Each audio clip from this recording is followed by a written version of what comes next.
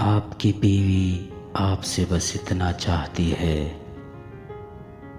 کہ اگر وہ بیمار ہے تو آپ پیشانی پر ہاتھ رکھ کر پوچھ لو کہ کیا ہوا میری زندگی کو۔ یہ چند الفاظ اس کی طبیعت ٹھیک کرنے کے لیے شاید کافی ہے۔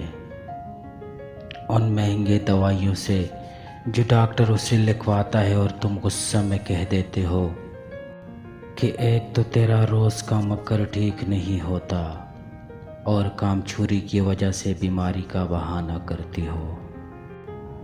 اور کیا چاہتی ہے وہ؟ بس یہی کہ جب سارا دن گرمی میں کچن میں خوار ہو کر وہ آپ کے سامنے کھانا رکھ لیتی ہے اور آپ کھا کر کہیں کہ واہ مزہ آ گیا، اور وہ خوش ہو کر کہیں کہ لیجیے اور لیجیے۔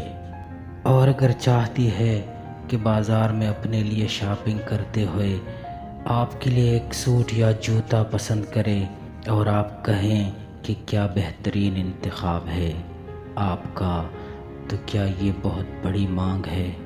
بتائیے نا۔ اگر وہ غصے میں ہے اور تم اس کی بات سن لو گے اور اس کو گلے لگا کر اسے دلاسا دو گے تو کیا اس سے آپ کی مردانگی پر فرق پڑے گا؟ کیا ہمیشہ وہ غلط ہوتی ہے اور تم ٹھیک ہوتے ہو؟ کیا بڑا پن نہیں دکھا سکتے کہ اس کا ماتھا چوم کر کہو کہ میں غلط ہوں میری جان، بس ناراضگی ختم کرو نا؟ ہاتھ اٹھاتے وقت یہ کیوں بھول جاتے ہو کہ اس سے آپ اپنی غلطی کو درست ثابت نہیں کر سکو گے، اور جب معاملہ بات کر کے حل ہو سکتا ہے تو ہاتھ سے بات کرنا کون سی دانش مندی ہے؟ چھوٹی چھوٹی باتوں پر کمپلیمنٹ دینا، ہر عام موقع کو خاص بنانے کی کوشش کرنا، بارش برستی ہو اور اس کا ہاتھ پکڑنا اور اسے صرف اتنا کہنا کہ یہ بارش گواہ ہو میں تم سے بہت محبت کرتا ہوں، کیا یہ مشکل ہے؟ کیا ٹی وی اخبار سے نظریں ہٹا کر ایک بار پیار سے اپنی شریک حیات کو دیکھنا اور مسکرانا مشکل ہے؟ کھانا وہ بناتی ہے، پیش بھی وہ ہی کرتی ہے۔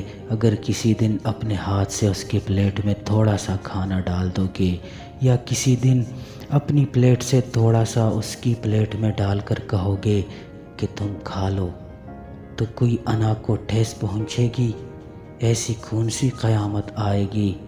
اگر کہو گے کہ آج تو تم بہت اچھی لگ رہی ہو، یہ سوٹ تم پر جچتا ہے، چوڑیاں اچھی لگ رہی ہے، یہ کلر کمبینیشن اچھا ہے۔ کتنا آسان ہے ایک عورت کا دل جیتنا اور کتنا مشکل بنایا ہے ہماری لاپرواہی نے، ہمارے جھوٹی غرور، مردانگی نے، انا نے۔ بیوی اللہ تعالیٰ کی طرف سے عطا کردہ خوبصورت تحفہ ہے۔